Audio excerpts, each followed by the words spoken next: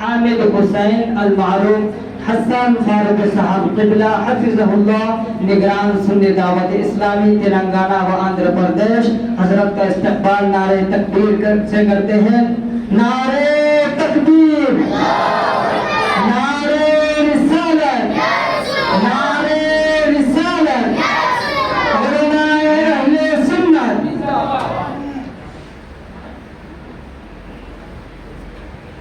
معزز مکرم حاضرین، السلام علیکم ورحمۃ اللہ وبرکاتہ۔ الحمد للہ رب العالمین والعاقبۃ للمتقین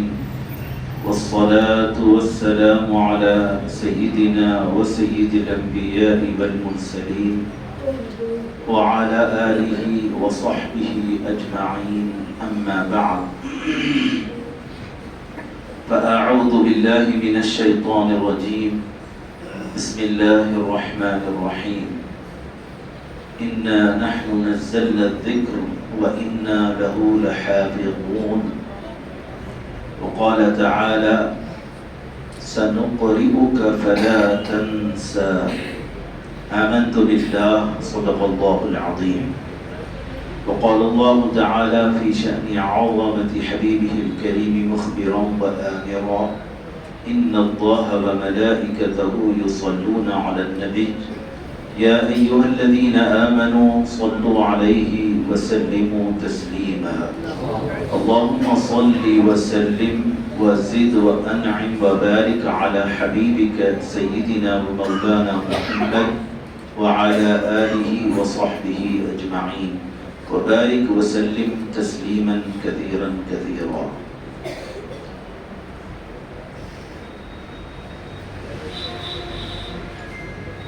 صدر علی وقار سیف دکن حضرت علامہ مولانا الشاہ سید محمد علی القادری المعروف ممشاد پاشا صاحب قبلہ، بانی و صدر مرکزی مجلس قادریہ و نبیر حضرت سید زرد علی شاہ صاحب رحمت اللہ تعالی علیہ مہاجر مکی، بانی مدرسہ دارالعلوم نور و منور برادرم سید فیاض علی صاحب، برادرم گرامی وقار حضرت الحاج راشد عبدالرزاق میمن صاحب، اور معزز و مکرم بزرگان ملت، نوجوان ساتھیوں، عزیز طلباء، آج کی متبرک محفل کوئی عام محفل نہیں بلکہ بڑی خاص محفل ہے، جس کی نسبت قرآن کریم اور حفاظ قرآن کے ساتھ میں ہے۔ محفلوں کی وقعت، اس کی حیثیت، اس کی عظمت، اس کی عزت، اس کا وقار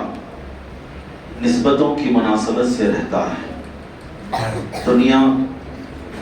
سیاست اور دنیاوی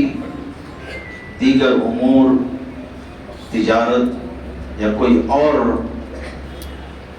مسائل سے متعلق محافل منعقد ہوتی ہیں تو ان کے درجے اسی حیثیت سے متعین کیے جا سکتے ہیں اور کیے جاتے ہیں۔ اس محفل کی کسی حیثیت کا متعین کرنا، اس کے مقام و مرتبے کا تعین ہمارے اختیار کے باہر ہے، کہ قرآن پاک کی عظمت کو، اس کی مقام و مرتبے کو ہمارے بس کی بات نہیں کہ ہم بیان کر سکیں۔ آقا کریم حضور سیدنا محمد رسول اللہ صلی اللہ تعالی علیہ وآلہ وسلم نے کلام پاک کی فضیلت بیان فرماتے ہوئے ارشاد فرمایا، فضل کلام اللہ، اللہ کے کلام کی فضیلت دیگر اور کلاموں پر ایسے ہی ہے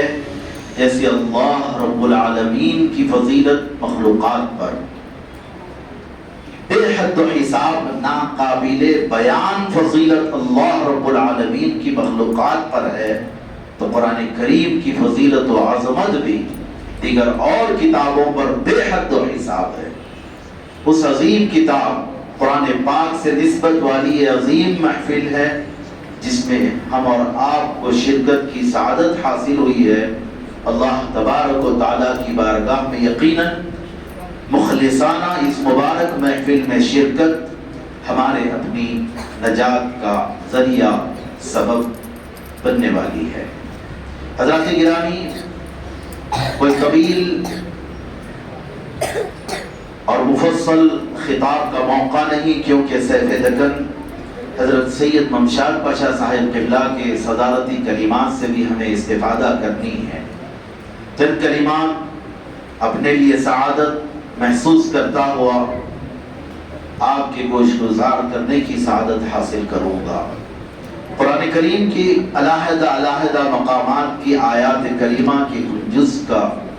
کی تلاوت کا شرف حاصل کیا گیا ہے۔ اللہ رب العالمین کا فرمان ہوتا ہے، بے شک ہم ہی نے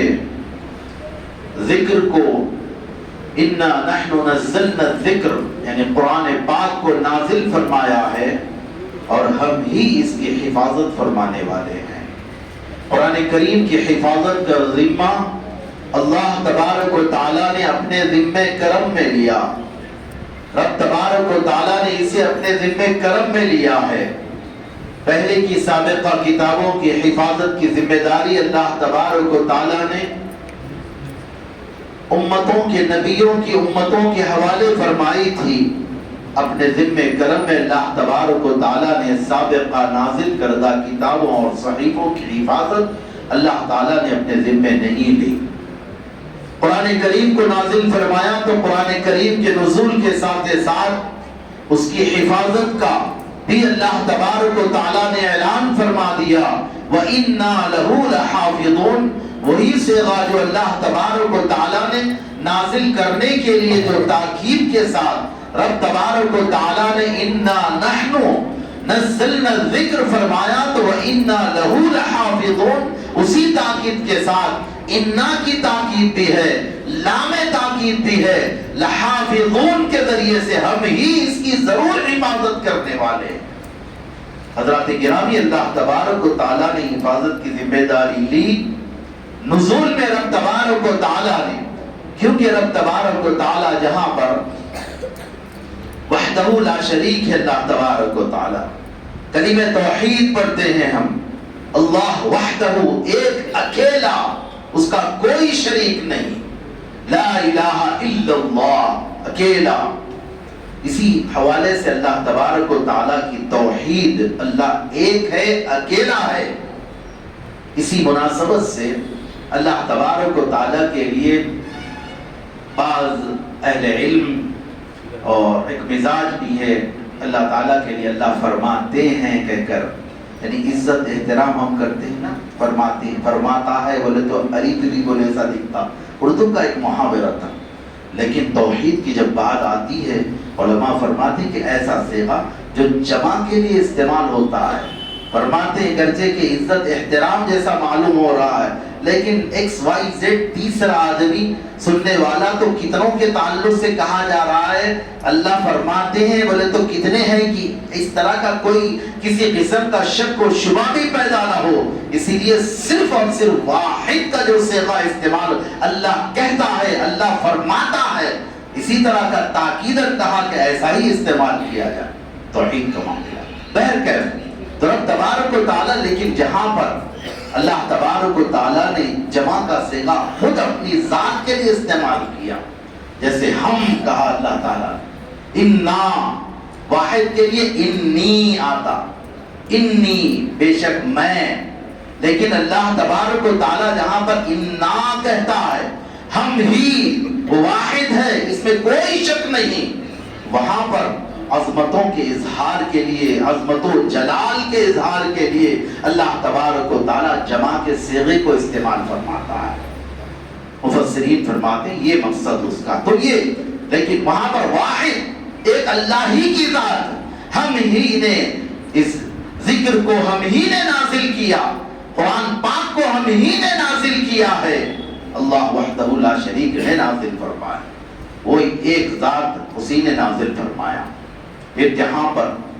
وَإِنَّا لَهُ لَحَافِظُونَ، اللہ پاک نے فرمایا اور ہم ہی اس کی حفاظت فرمانے والے ہیں۔ یقیناً اللہ تبارک و تعالیٰ ہی حفاظت فرمانے والا ہے، لیکن اس حفاظت کا جو معاملہ ہے اللہ تبارک و تعالیٰ اس میں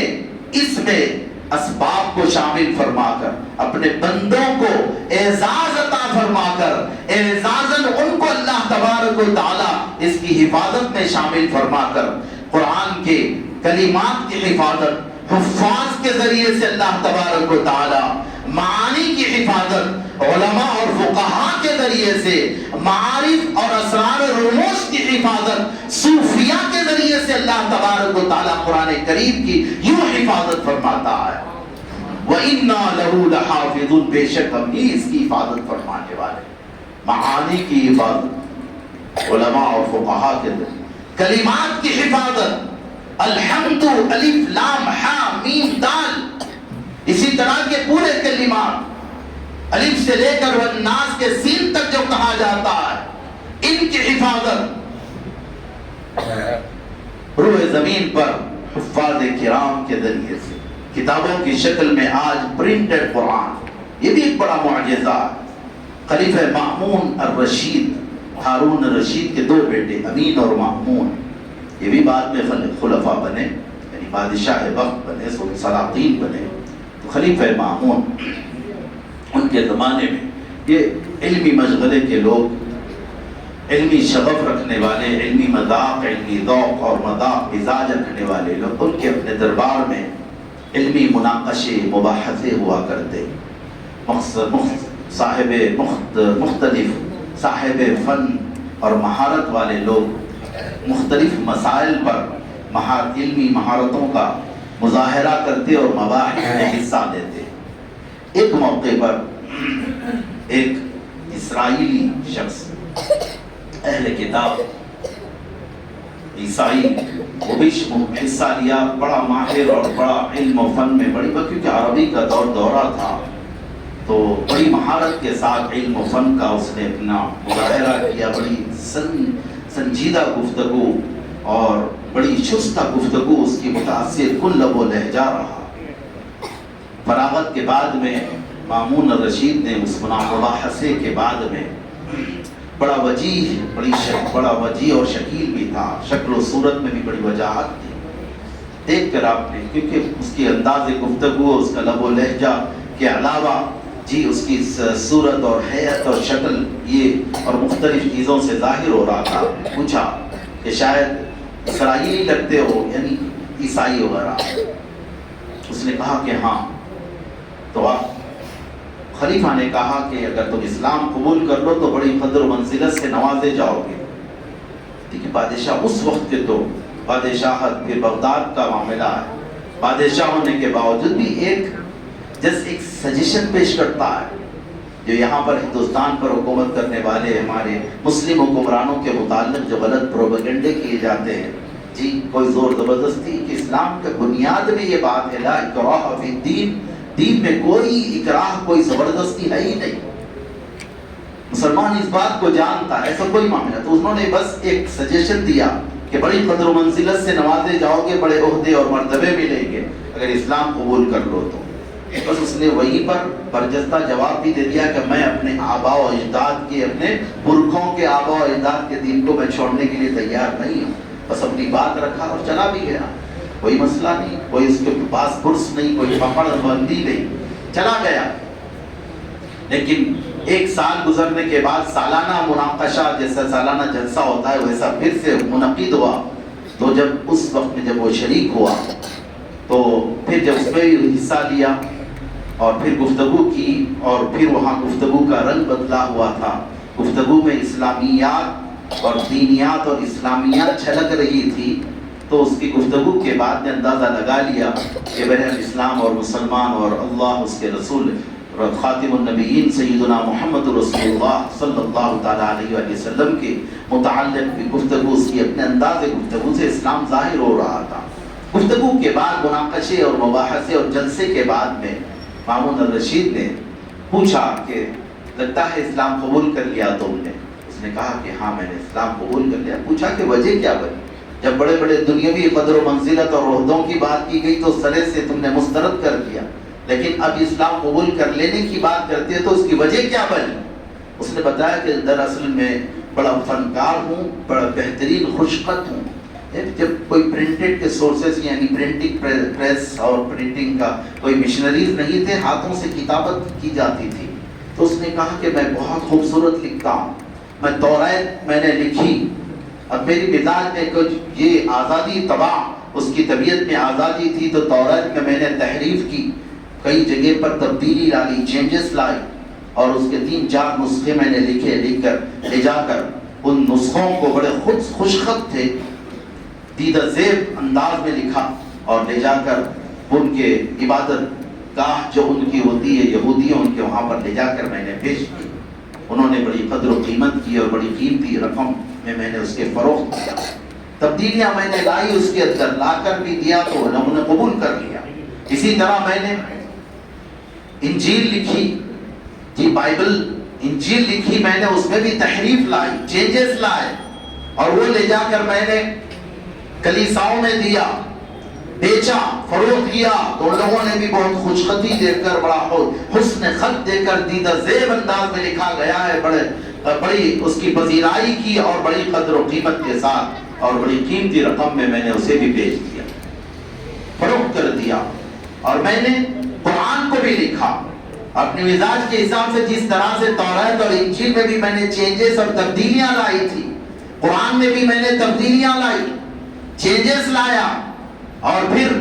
چینج جو قرآن تھا میں نے میرے اپنے ہاتھ سے لکھا ہوا جو میں نے چینجز لائے تھے، وہ بہت خوبصورت انداز میں جو مارکیٹ میں شاذ و نادر بھی ویسا مل سکے، لے جا کر کتب فروش اس زمانے میں بھی ہوتے تھے، کتاب بیچنے والوں کے پاس لے کر گیا، لے جا کر میں نے یہ پیش کیا کہ میں نے لکھا ہے قرآن۔ تو انہوں نے فوری طور پر لے نہیں لیا، ہم دیکھتے ہیں، ہم اس کو دیکھیں گے پہلے۔ پھر انہوں نے دیکھا، کتب فروشوں نے،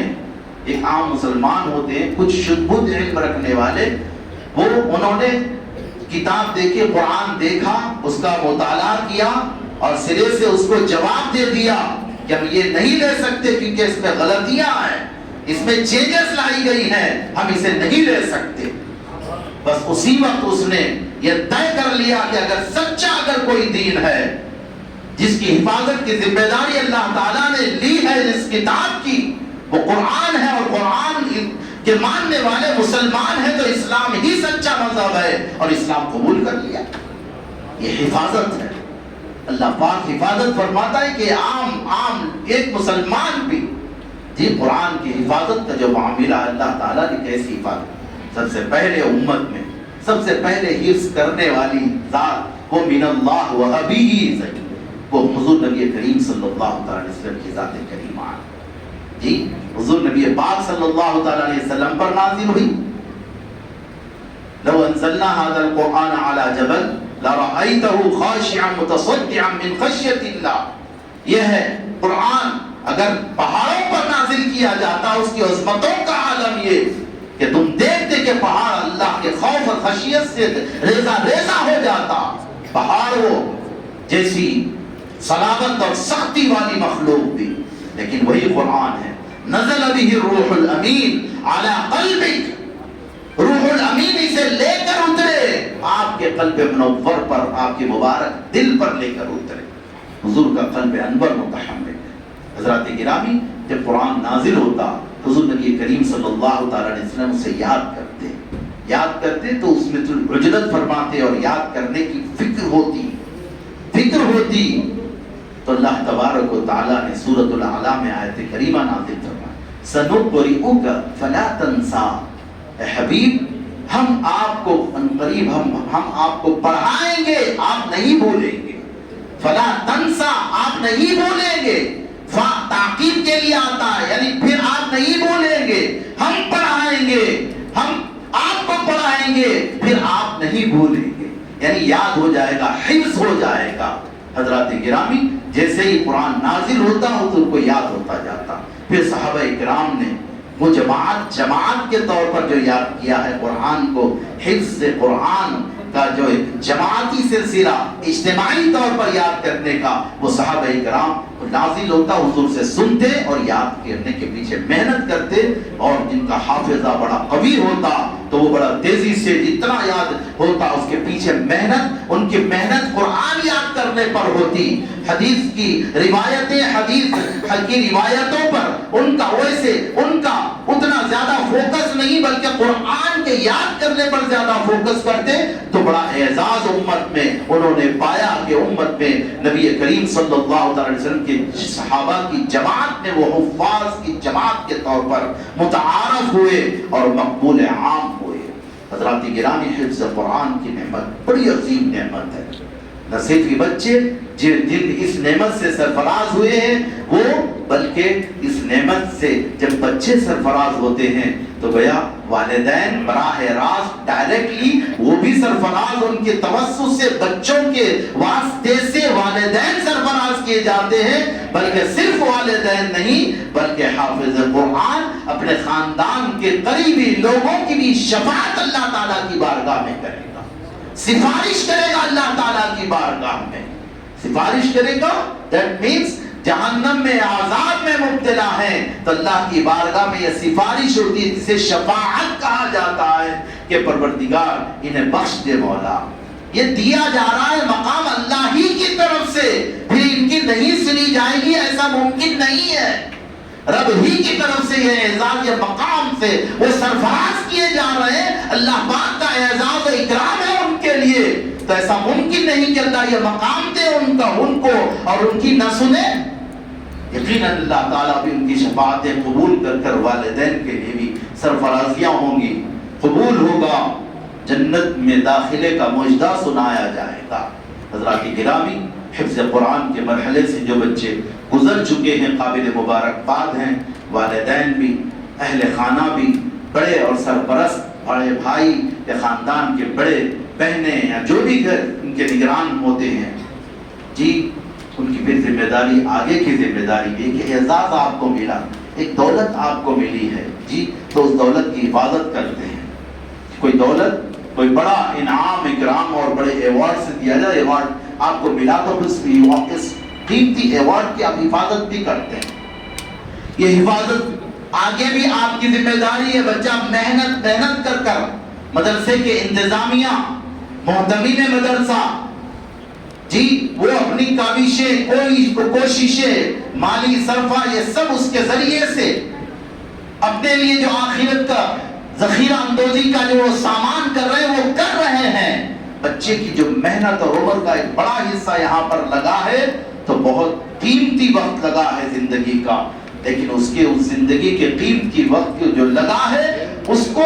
کے جو بینیفٹس حاصل ہوئے ہیں، ان بینیفٹس کی حفاظت کی ذمہ داری اب گھر کے والوں پر، خاندان والوں پر، قریبی والدین پر، سرپرستوں پر آتی ہے کہ وہ بچے کا جو قرآن اس نے یاد کیا اب استاذ کے پاس سے ہمارے پاس آ گیا، مدرسے کے انتظامیہ کے پاس سے گھر کے انتظامیہ کے پاس آ گیا ہے بچہ، جو ذمہ داری اب تک مدرسے کا انتظامیہ اٹھایا ہوا تھا، بچے کو پڑھانے، یاد کرانے کے ساتھ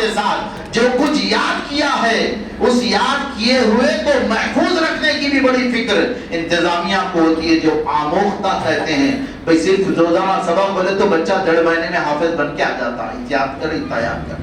جی، 2 مہینے میں یاد کر، 3 مہینے میں یاد کر آ جاتا، روزانہ 2-4 رکوع، 5 رکوع جو بھی ہے۔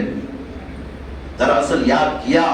جو یاد کیا گیا ہے اس کو محفوظ رکھنے کے لیے آموختہ، سبق کا پارا، یہ سب ایک نظام ہوتا ہے جو اساتذہ کو بڑی فکر ہوتی ہے، انتظامیہ کو فکر ہوتی ہے۔ بچے کا پھر سبق کا پارا بھی یاد، جو وہ سبق یعنی آگے بڑھ گیا تو پیچھے جو جس پارے میں ہے اس کو سننا رہتا ہے جی، پھر وہ پرانا جو آموختہ ہے اس کو سننا رہتا ہے۔ یہ سب چیزوں کا ایک نظام ہے، وہ فکر پوری مدرسے کے انتظامیہ کی، اساتذہ کی جو فکر تھی، محتمین مدرسہ اور بانی مدرسہ کی جو فکر تھی، وہ ساری فکر وہ اب آپ کی گود میں ڈال دی گئی۔ اب گھر والے ان فکروں کو لینا ہے اور ان فکروں کے حساب سے وہ نظام کو اپنے گھر میں رکھنا ہے کہ بچے کا پورے کا پورا کوئی سبق تو نیا نہیں رہا، کیونکہ سورہ ناس کے سین تک قرآن مکمل بچہ یاد کر چکا اور مزید کچھ نیا یاد کرنے کا نہیں ہے، کوئی نیا سبق نہیں ہے اور کوئی سبق کا پارا نہیں رہا، صرف آموختہ رہا ہے۔ اس آموختے کی حفاظت کا نظم اب گھر والوں کی ذمہ داری ہے۔ اتنا قرآن تو گھر والوں کو یقینی طور پر دیکھ کر پڑھنا یقینی طور پر آتا ہوگا،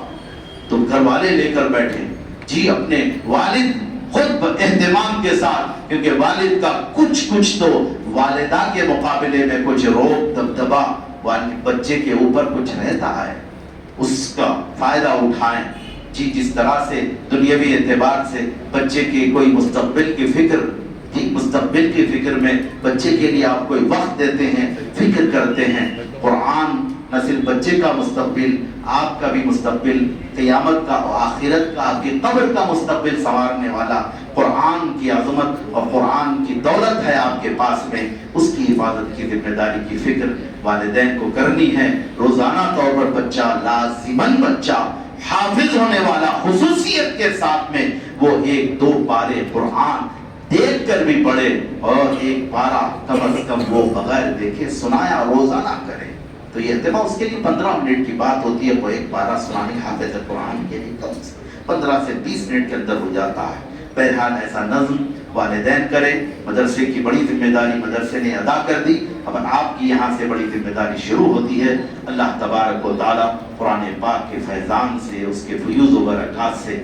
ہمیں بھی سرفراز فرمائیں۔ حفاظ کرام، تمام طلبہ جو بھی زیر تعلیم ہے، زیر حفظ قرآن ہے، رب تبارک و تعالی ان تمام کو جید حافظ قرآن بنائے،